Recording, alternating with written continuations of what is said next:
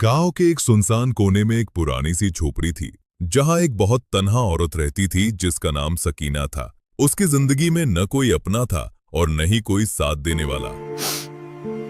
काश कोई मेरा भी होता। उसके पास सिर्फ दो बकरियां थीं, नूरी और चांदनी, जिन्हें वो अपनी बेटियों की तरह प्यार करती थी।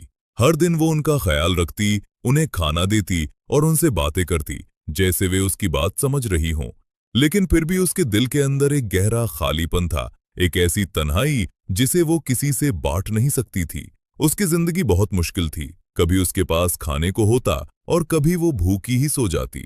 उसकी झोपड़ी में सिर्फ कुछ पुराने बर्तन और एक कमजोर सा चूल्हा था। हर शाम वो झोपड़ी के बाहर बैठकर आसमान की तरफ देखती और दिल ही दिल में दुआ करती कि काश कोई उसकी जिंदगी में आ जाए जो उसे अम्मा कहकर पुकारे। एक दिन जब सूरज ढल रहा था और हवा हल्की ठंडी हो रही थी, दूर एक लंबा सफर करते हुए एक नौजवान लड़का नजर आया। वो थका हुआ था, उसके कपड़े धूल से भरे हुए थे और उसकी आंखों में भूख और थकान साफ नजर आ रही थी। मुझे कहीं रुकना होगा। चलते चलते वो बिल्कुल कमजोर हो चुका था। अचानक उसकी नजर उस झोपड़ी पर पड़ी जहां से हल्का सा धुआं उठ रहा था। उसे लगा शायद वहां कोई हो जो उसकी मदद कर सके। वो धीरे धीरे उस झोपड़ी के पास आया और दरवाजे पर खड़ा हो गया। सकीना ने उसे देखा। पहले थोड़ी हैरानी हुई, लेकिन फिर उसकी आंखों में उस लड़के का दर्द नजर आया। लड़के ने धीमी आवाज में कहा, अम्मा, क्या मैं यहाँ रात गुजार सकता हूँ? मैं बहुत दूर से आया हूँ। ये शब्द सुनकर सकीना का दिल पिघल आ गया। जाओ बेटा। उसने बिना सोचे समझे कहा। ये घर छोटा है लेकिन दिल बड़ा है। वो लड़का अंदर आया और एक कोने में बैठ गया। सकीना ने तुरंत थोड़ी चूल्हा सी जलाया रोटी बना और रोटी देती हूँ। बनानी शुरू कर दी। उसके पास सिर्फ थोड़ा सा आटा था, लेकिन उसने अपनी भूख को भूलकर उस मेहमान के लिए रोटी बनाई। लड़का उसे देखकर हैरान था।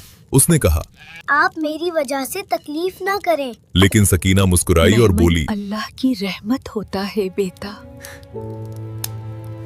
जब रोटी तैयार हुई तो उसने दोनों रोटियां उस लड़के के सामने रख दी। लड़का रुक गया और बोला, और आप? सकीना ने हल्की सी मुस्कुराहट के साथ कहा, मैं कल खा लूंगी बेटा, तुम पहले खा लो। उस वक्त उसने अपनी भूख को कुर्बान कर दिया, सिर्फ इसलिए कि एक भूखा मेहमान पेट भरकर खा सके। रात गहरी होती गई। लड़का सुकून से सो गया, लेकिन सकीना की आंखों से नींद गायब थी। वो चुपचाप रो रही थी। उसने आसमान की तरफ देखा और धीमी आवाज में कहा, काश मेरा भी कोई होता। उसकी बकरियां उसके पास बैठी थीं, जैसे उसका दर्द समझ रही हों। सुबह जब सकीना उठी तो झोपड़ी में खामोशी थी। वो लड़का वहां नहीं था। उसका दिल धड़क उठा। वो बाहर आई, इधर उधर देखा, लेकिन वो कहीं नजर नहीं आया। उसकी आंखों में आंसू आ गए। उसे लगा कि वो फिर से अकेली हो गई है। लेकिन अचानक उसकी नजर झोपड़ी के बाहर रखी कुछ चीजों पर पड़ी। वहां लकड़ियां, पानी और बकरियों के लिए चारा रखा था। वो हैरान रह गई। फिर उसे एक छोटी सी चिट्ठी मिली।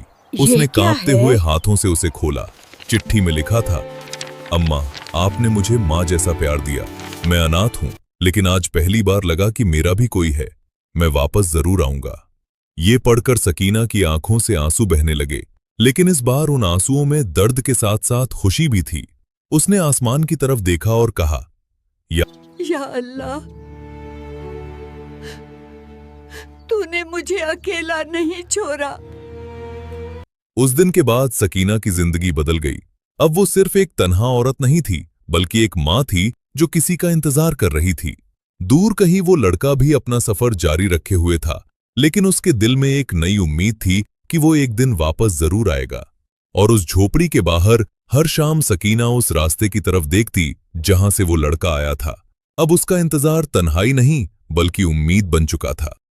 सच्ची मोहब्बत और इंसानियत कभी जाया नहीं जाती। अगर हम दिल से किसी की मदद करते हैं तो अल्लाह हमें उसका बदला जरूर देता है। तन्हाई और मुश्किलों के बाद भी उम्मीद नहीं छोड़नी चाहिए, क्योंकि कभी कभी एक छोटा सा नेक काम पूरी जिंदगी बदल देता है। सीख, हमेशा दूसरों के साथ रहम, प्यार और इंसानियत से पेश आओ, क्योंकि यही असली कामयाबी है। अगर आपको हमारी कहानी अच्छी लगी हो तो कृपया लाइक और सब्सक्राइब करें।